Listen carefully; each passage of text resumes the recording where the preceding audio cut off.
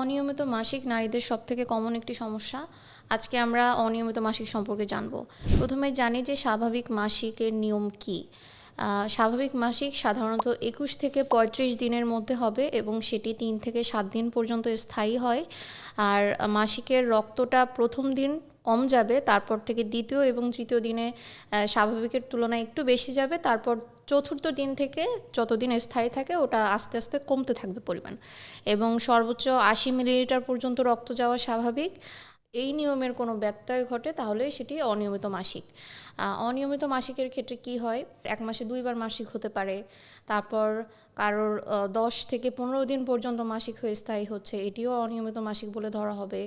তারপর যদি কারোর মাসিকের যে রক্তর পরিমাণটা সেটা যদি অতিরিক্ত পরিমাণে যায়, যেমনটা বললাম যে দ্বিতীয় তৃতীয় দিন একটু বেশি হবে, তারপর থেকে কমতে থাকবে, কিন্তু এটা যদি অস্বাভাবিক যে আপনার অনেক বেশি রক্ত যাচ্ছে এবং চাকা চাকা রক্ত যাচ্ছে, তাহলে সেটা অনিয়মিত মাসিক বলে বিবেচনা করা হবে। অনিয়মিত মাসিক আসলে কেন হয়? অনেক কারণে হতে পারে।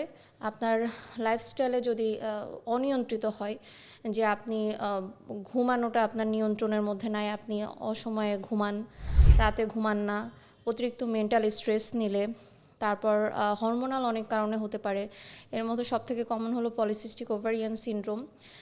দেন আপনার যদি হঠাৎ করে অতিরিক্ত ওজন বেড়ে যায় এবং হঠাৎ করে অতিরিক্ত ওজন কমে যায়, সেক্ষেত্রেও মাসিক অনিয়মিত হতে পারে।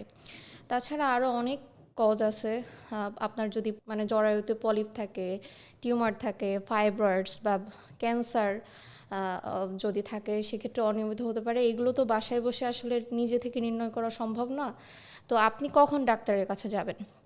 আপনার প্রথম কাজ হলো আপনি আপনার স্বাভাবিক লাইফস্টাইলটাকে নিয়ন্ত্রণ করতে হবে। আপনার ঘুম, খাওয়া এগুলোকে রেগুলেট করতে হবে, এবং ওজন যদি অতিরিক্ত বেড়ে যায় সেক্ষেত্রে আপনার ওজন কমানোর চেষ্টা করতে হবে।